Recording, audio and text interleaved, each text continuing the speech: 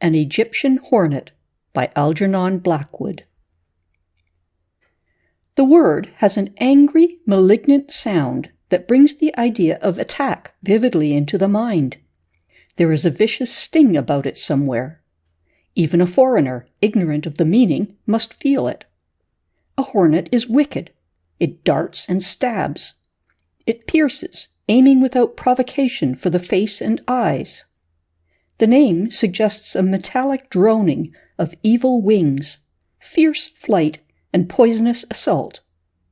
Though black and yellow, it sounds scarlet. There is blood in it. A striped tiger of the air in concentrated form. There is no escape if it attacks. In Egypt, an ordinary bee is the size of an English hornet, but the Egyptian hornet is enormous. It is truly monstrous, an ominous, dying terror. It shares that universal quality of the land of the Sphinx and pyramids, great size. It is a formidable insect, worse than scorpion or tarantula. The Reverend James Milligan, meeting one for the first time, realized the meaning of another word as well, a word he used prolifically in his eloquent sermons: devil. One morning in April, when the heat began to bring the insects out, he rose as usual betimes and went across the wide stone corridor to his bath. The desert already glared in through the open windows. The heat would be afflicting later in the day, but at this early hour the cool north wind blew pleasantly down the hotel passages. It was Sunday, and at 8:30 he would appear to conduct the morning service for the English visitors. The floor of the passageway was cold beneath his feet in their thin native slippers of bright yellow. He was neither young nor old. His salary was comfortable. He had a competency of his own, without wife or children to absorb it. The dry climate had been recommended to him, and the big hotel took him in for next to nothing. And he was thoroughly pleased with himself, for he was a sleek, vain, pompous, well-advertised personality, but mean as a rat.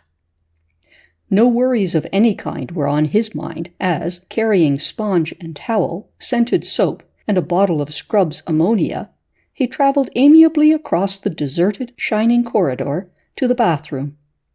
And nothing went wrong with the Reverend James Milligan until he opened the door and his eye fell upon a dark, suspicious-looking object clinging to the window-pane in front of him.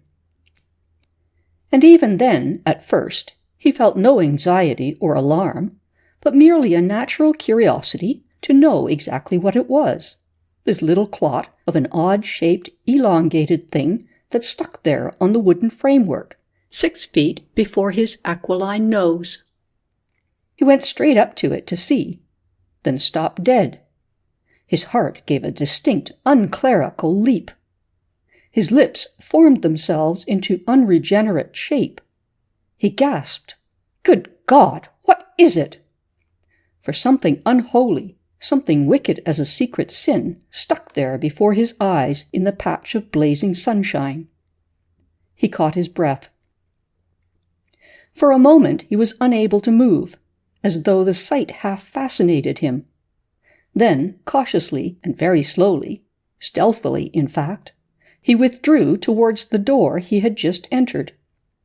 Fearful of making the smallest sound, he retraced his steps on tiptoe.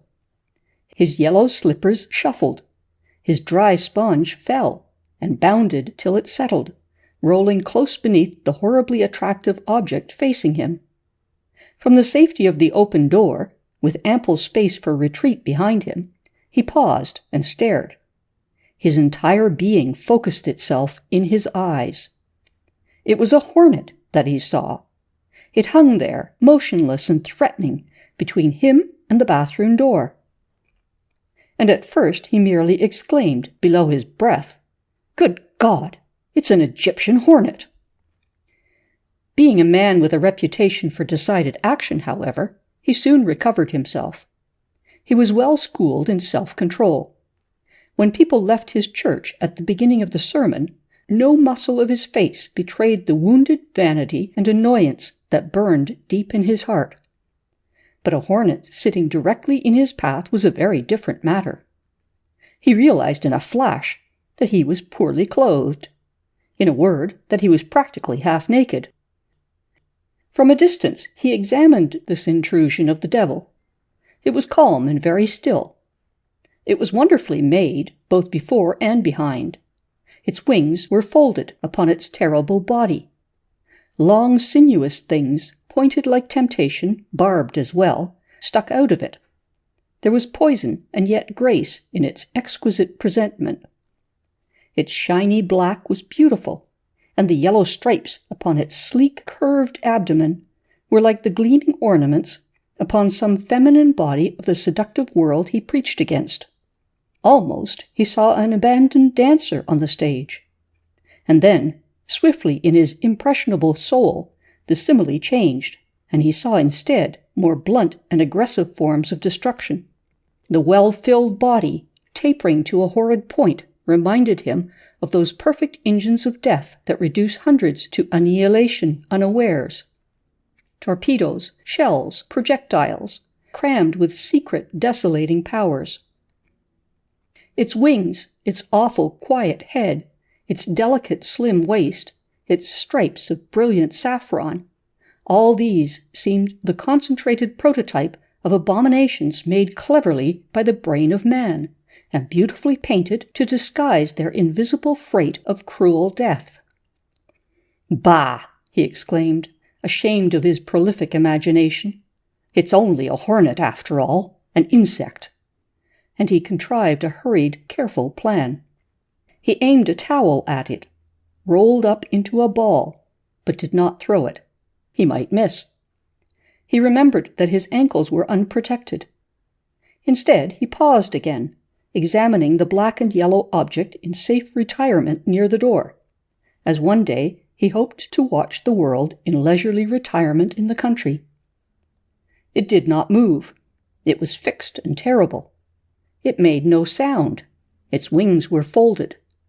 Not even the black antennae, blunt at the tips like clubs, showed the least stir or tremble. It breathed, however. He watched the rise and fall of the evil body. It breathed air in and out as he himself did. The creature, he realized, had lungs and heart and organs. It had a brain.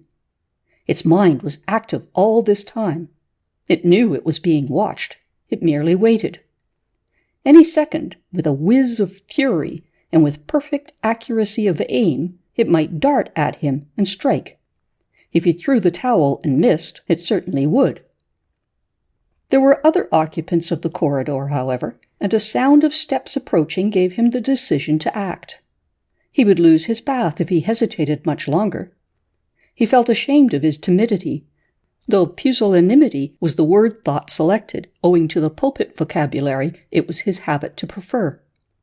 He went with extreme caution towards the bathroom door, passing the point of danger so close that his skin turned hot and cold. With one foot gingerly extended, he recovered his sponge. The hornet did not move a muscle. But it had seen him pass. It merely waited. All dangerous insects had that trick. It knew quite well he was inside. It knew quite well he must come out a few minutes later. It also knew quite well that he was naked. Once inside the little room, he closed the door with exceeding gentleness, lest the vibration might stir the fearful insect to attack. The bath was already filled, and he plunged to his neck with a feeling of comparative security. A window into the outside passage he also closed, so that nothing could possibly come in.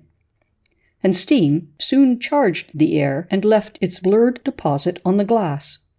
For 10 minutes he could enjoy himself and pretend that he was safe. For 10 minutes he did so. He behaved carelessly, as though nothing mattered, and as though all the courage in the world were his. He splashed and soaped and sponged, making a lot of reckless noise. He got out and dried himself.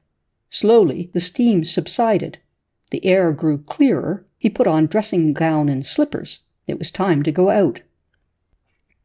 Unable to devise any further reason for delay, he opened the door softly half an inch, peeped out, and instantly closed it again with a resounding bang. He had heard a drone of wings. The insect had left its perch and now buzzed upon the floor directly in his path. The air seemed full of stings. He felt stabs all over him. His unprotected portions winced with the expectancy of pain. The beast knew he was coming out and was waiting for him. In that brief instant he had felt its sting all over him, on his unprotected ankles, on his back, his neck, his cheeks, in his eyes, and on the bald clearing that adorned his Anglican head. Through the closed door he heard the ominous dull murmur of his striped adversary as it beat its angry wings. Its oiled and wicked sting shot in and out with fury. Its deft legs worked. He saw its tiny waist already writhing with the lust of battle. Ugh! That tiny waist! A moment's steady nerve, and he could have severed that cunning body from the directing brain with one swift, well-directed thrust. But his nerve had utterly deserted him. Human motives, even in the professedly holy, are an involved affair at any time. Just now, in the Reverend James Milligan, they were quite inextricably mixed. He claims this explanation, at any rate, in excuse of his abominable subsequent behavior. For, exactly at this moment, when he had decided to admit cowardice by ringing for the Arab servant, a step was audible in the corridor outside, and courage came with it into his disreputable heart. It was the step of the man he cordially disapproved of, using the pulpit version of hated and despised. He had overstayed his time, and the bath was in demand by Mr. Mullins. Mr. Mullins invariably followed him at 7:30. It was now 7:45, and Mr. Mullins was a wretched drinking man, a sot. In a flash the plan was conceived and put into execution. The temptation, of course, was of the devil.